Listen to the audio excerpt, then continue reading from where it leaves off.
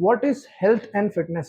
Health and fitness actually में है क्या? आप लोगों से एक सवाल पूछना है और इस सवाल का जवाब आप लोग ऑनेस्टली देने की कोशिश करना। आप लोग खुद से पूछिए, जब आप लोग हेल्दी और फिट सुनते हो तब आपके दिमाग में क्या आता है? एक इंसान जिसके सिक्स पैक एब्स होंगे, जो बहुत लीन होगा, मस्कुलर होगा, हैवी लिफ्ट कर रहा होगा जिम में। मोस्टली लोगों ने इसी चीज को दिमाग में फिटनेस के नाम से सेव किया हुआ है कि यही फिटनेस है, और आप इस इमेज को पकड़ के रखो, क्योंकि ये इमेज गलत नहीं है, लेकिन ये थोड़ी सी इनकम्प्लीट है, और ये इनकम्प्लीटनेस लोगों की एक्चुअल हेल्थ को खराब कर रही है, क्योंकि वो केवल अपीयरेंस के पीछे भाग रहे हैं। आप एक्चुअली में फिट हो या केवल फिट दिखते हो? आपके सिक्स पैक एब्स हैं लेकिन आपका स्टेमिना जीरो है, आपकी लीन बॉडी है लेकिन आपकी एनर्जी बहुत लो रहती है। आज हम इस इमेज को तोड़ेंगे, कुछ सॉफ्ट और आइडियलिस्टिक इमेज के लिए नहीं, किसी रियल चीज से उस इमेज को रिप्लेस करेंगे। आज हम बात करेंगे कुछ ऐसी चीज के बारे में जो एक्चुअली आपकी बॉडी को हेल्दी बनाती है, आपकी एनर्जी को ज्यादा देर तक टिकने में मदद करती है, आपका माइंड कैसे बेटर फंक्शन कर सकता है, हम उस बारे में बात करेंगे। हम वो बात नहीं करेंगे कि आप किसी पर्टिकुलर मंथ में कैसे अच्छे दिख सकते हैं, हम बात करेंगे कि आप अपनी ओवरऑल लाइफ में कैसा अच्छा परफॉर्म कर सकते हैं। फिटनेस वो चीज है जिससे आपकी बॉडी परफॉर्म करती है, फील करती है और लाइफ को सस्टेन करती है। और अगर आप फिटनेस को केवल मिरर में आप कैसे दिख रहे हो इस चीज से जज कर रहे हो तो आप बहुत सरफेस पे फिटनेस को जानते हो। मोस्टली लोगों को ये लगता है कि अगर आपके एब्स हैं तो आप फिट हैं, अगर आप मस्कुलर हैं तो आप स्ट्रांग हैं। रियलिटी में अगर लोग एस्थेटिकली फिट भी हैं, लीन हैं, मस्कुलर हैं,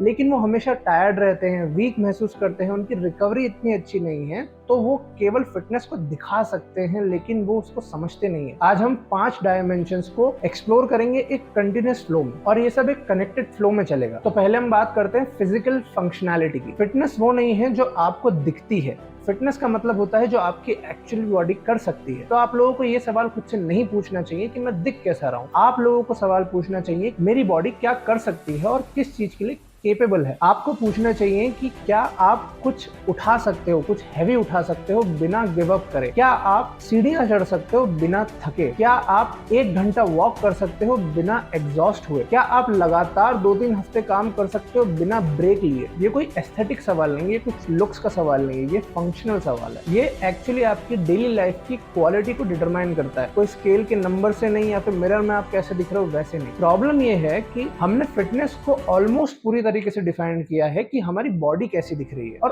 ऑलमोस्ट ना के बराबर कि हमारी बॉडी कैसे फंक्शन कर रही है। वो इंसान जिसके विजिबल एब्स होते हैं लेकिन फ्लोर चढ़ते ही, सीढ़ियां चढ़ते ही वो हाफने लगता है, वो इंसान फिट नहीं है। वो इंसान जो एक्स्ट्रा वेट कैरी करते हुए 4-5 किलोमीटर चल सकता है वो सिग्निफिकेंटली फिटर है एब्स वाले इंसान से, किसी भी मीनिंगफुल बायोलॉजिकल मेजर से वो इंसान ज्यादा फिट है। अब फिजिकल फंक्शनैलिटी के 4 पिलर्स होते हैं। पहला है स्ट्रेंथ, किसी भी रेजिस्टेंस के अगेंस्ट में फोर्स को एक्सर्ट करने की एबिलिटी, किसी भी चीज को उठाने के लिए, स्टेबिलिटी मेंटेन करने के लिए और लंबे समय तक अपने बोन्स और अपने मसल्स को स्ट्रांग रखने के लिए स्ट्रेंथ बहुत इंपॉर्टेंट है। दूसरा आता है स्टेमिना, कार्डियोवैस्कुलर एंड्योरेंस, आपका हार्ट, आपके लंग्स, आपका ओवरऑल कार्डियोवैस्कुलर सिस्टम कितना इफेक्टिवली सस्टेन कर सकता है। फिजिकल फिटनेस में कार्डियोवैस्कुलर हेल्थ आपकी लाइफ की लॉन्जेविटी को प्रोटेक्ट करने वाला सबसे इंपॉर्टेंट मेजर है। तीसरा है मोबिलिटी, आप अपने जॉइंट्स को कितना रेंज ऑफ मोशन तक घुमा सकते हो, और ये सबसे इग्नोर्ड पिलर होता है। जब तक आपको कोई बहुत बड़ी प्रॉब्लम नहीं हो जाती आपके शोल्डर्स में, आपकी बैक में, या फिर कोई इंजरी नहीं हो जाती, तब तक लोग मोबिलिटी पे ध्यान देते ही नहीं है। चौथा पिलर है रिकवरी, आपकी बॉडी कितनी जल्दी रिकवर करती है और कितनी जल्दी किसी टफ सिचुएशन को अडॉप्ट करती है। फिजिकल फंक्शनैलिटी को आप फोटोज या फिर पोस्ट में नहीं दिखा सकते हो सोशल मीडिया पे, इसीलिए वो इतनी पॉपुलर नहीं है। फिजिकल फंक्शनैलिटी इंडिविजुअल इंसान की चॉइस होती है कि उसे जीना कैसे है, और वो बहुत बोरिंग होता है लेकिन बहुत ज्यादा इंपॉर्टेंट होता है। अब बात करते हैं एनर्जी और रिकवरी के बारे में। आपकी बैटरी कितनी फुल रहती है और कितनी जल्दी वो खत्म हो जाती है, या फिर क्या वो रिचार्ज भी हो सकती है? आपके पास एक्चुअली कितनी एनर्जी रहती है डे टू डे काम करने में? बिना कॉफी के एक ऑर्डिनरी वीक डे पे आपके पास कितनी एनर्जी रहती है? क्या आपके पास किसी चीज को क्लियरली सोचने के लिए एनर्जी है, एक कॉन्वर्सेशन में प्रेजेंट रहने के लिए, कोई मीनिंगफुल काम करने के लिए, एक्सरसाइज करने के लिए? एनर्जी जेन्युइन फिजिकल हेल्थ का सबसे रिलायबल इंडिकेटर है, क्योंकि एनर्जी किसी फोटोग्राफ में नहीं आ सकती, वीडियोस में नहीं आ सकती, सकती। एनर्जी को केवल एक्सपीरियंस किया जा सकता है। अब ज्यादातर लोगों को दिन भर में एनर्जी रहती ही नहीं है और उसको उन लोगों ने इतना नॉर्मलाइज कर दिया है कि ये कोई प्रॉब्लम नहीं है। लोग कहते हैं कि बिजी लाइफ का ये आउटकम है, मैं बहुत टेंशन में रहता हूँ इस वजह से एनर्जी चली जाती है, मुझे बहुत सारे काम हैं इस वजह से एनर्जी जाती है। वो ये एक्चुअल सवाल नहीं पूछते कि मेरी एनर्जी इतनी जल्दी डिप्लीट हो क्यों रही है, क्या इसका कोई और कारण भी है। इसका पहला कारण है स्लीप, नींद। जब आप सोते हो आपकी नींद में ही आपकी फिजिकल हेल्थ एक्चुअली बिल्ड होती है। जब आप डीप स्लीप में होते हो तब ग्रोथ हार्मोन रिलीज होते हैं आपकी बॉडी में, मसल रिपेयर होते हैं, टिश्यूज रीजनरेट होते हैं, इम्यून सिस्टम हेल्दी होता है, स्ट्रांग होता है, आपका ब्रेन आपके इमोशंस को रेगुलेट कर पाता है। नींद के दौरान, नींद के दौरान ही आपकी बॉडी में सबसे कम कॉर्टिसोल होता है, आपकी बॉडी में टेस्टोस्टेरोन और ईस्ट्रोजन के डिसबैलेंस होने के चांसेस ज्यादा होंगे, आपका कॉग्निटिव फंक्शन, आपकी एबिलिटी फंक्शन करने की वो भी हिल जाएगी, वो भी ढंग से रिकवर नहीं हो पाएगी, आपका मेटाबॉलिज्म स्लो हो जाएगा और आप इमोशनली अनस्टेबल होंगे। अब अगर आप अपनी नींद को कम करके अपनी प्रोडक्टिविटी बढ़ाने की बात कर रहे हो तो आप स्लोली अपनी हेल्थ पे बहुत ज्यादा प्रेशर डाल रहे हो। आप एक्चुअली में प्रोडक्टिविटी का उल्टा कर रहे हो। आप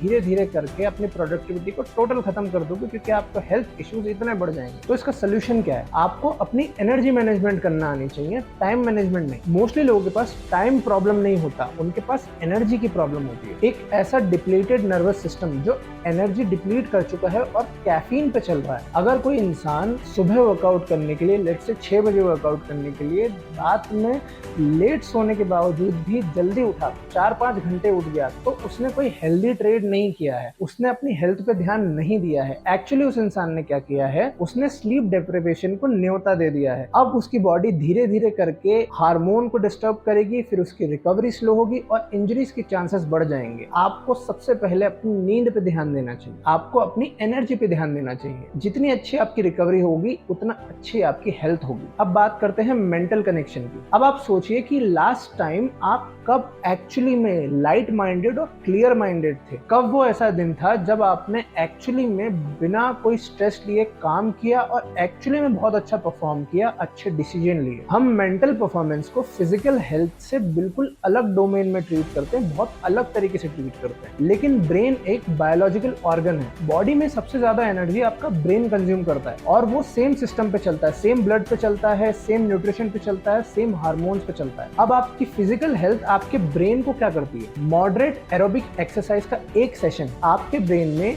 BDNF को रिलीज करता है, brain derived neurotrophic factors increase करता है, वो प्रोटीन जो नए न्यूरॉन्स की ग्रोथ को प्रमोट करता है, कॉर्टिसोल और एड्रेनलिन को रिड्यूस करता है, डोपामिन और सेरोटोनिन को इंक्रीज करता है। दुनिया में आपकी मेंटल हेल्थ को ठीक करने के लिए सबसे इंपॉर्टेंट, सबसे फ्री और बिना साइड इफेक्ट की मेडिसिन कोई है तो वो है फिजिकल एक्टिविटी और आपकी फिजिकल हेल्थ। आपके ब्रेन को हेल्दी बायोलॉजिकल एनवायरनमेंट चाहिए रिजल्ट को प्रोड्यूस करने के लिए और नेगेटिव हार्मोन्स को कम करने के लिए। तो अपने फिजिकल हेल्थ का ध्यान रखो अपनी मेंटल हेल्थ ठीक करने के लिए। अब बात करते हैं लाइफस्टाइल हैबिट्स की। आपका ऑर्डिनरी दिन कैसा दिखता है? आप अपनी ऑर्डिनरी लाइफ में कितना मूव करते हैं, कितना फोन चलाते हैं, कब सोते हैं, क्या खाते हैं? ये सारे सवाल आपकी फिजिकल हेल्थ के लिए बहुत इंपॉर्टेंट है क्योंकि ऑर्डिनरी डेज ही आपकी लाइफ का सबसे बड़ा हिस्सा है। अब फिटनेस के बारे में सबसे बड़ी मिसकंसेप्शन ये है कि वो जिम में बिल्ड होती है। जिम एक स्टिमुलस है। क्या आपने पूरे दिन में कुछ हेल्दी खाया या फास्ट फूड खाया, या आप सोए कि आप स्क्रॉल करते रहे? क्या आपने दिन भर में अपनी डेली वॉक को कंप्लीट किया, आपने डेली स्टेप्स को कंप्लीट किया? ये सारे सवाल बहुत इंपॉर्टेंट है। अब एक्चुअली में काम करता क्या है?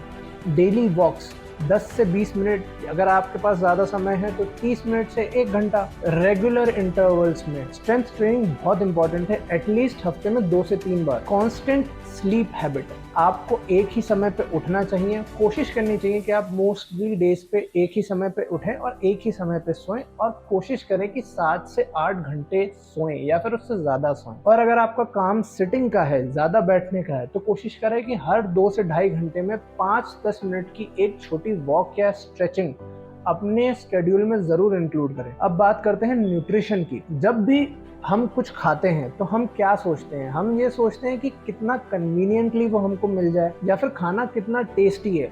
ऑलमोस्ट हम कभी नहीं सोचते हैं कि वो हमारी बॉडी के अंदर जाके क्या करेगा। अब ज्यादातर जो न्यूट्रिशन की कॉन्वर्जेशन होती है वो होती है फैट लॉस के लिए या फिर मसल बिल्डिंग के लिए। आप एक सर्टेन डाइट फॉलो करो, सर्टेन चीजें खाओ, सर्टेन सप्लीमेंट लो, और ये सारी चीजें होती हैं एक सर्टेन वे में दिखने के लिए, हेल्दी होने के लिए नहीं। आप इस प्रोसेस में फूड का एक्चुअल पर्पस भूल गए। आपकी बायोलॉजी को, आपकी बॉडी को फ्यूल करना फूड का एक्चुअल पर्पस है, आपकी बॉडी को रिपेयर करना, ऑपरेट करना। अब न्यूट्रिशन के ये वो बेसिक्स हैं जो आपकी लाइफ में होने ही चाहिए, मस्ट है। पहला है कि हर मील में प्रोटीन होना चाहिए। दूसरा, कोशिश करें कि रियल फूड खाएं। आप प्रोसेस्ड फूड से जितना दूर हो सके, फास्ट फूड से जितना दूर हो सके उतना दूर होने की कोशिश करें। हाइड्रेशन, जिसे सबसे ज्यादा निग्लेक्ट किया जाता है, स्पेशली फीमेल्स में हाइड्रेशन को सबसे ज्यादा निग्लेक्ट किया जाता है। अगर आपकी बॉडी माइल्डली डिहाइड्रेटेड भी है, अगर थोड़ा सा भी डिहाइड्रेशन है, तो आपकी ब्रेन का फंक्शन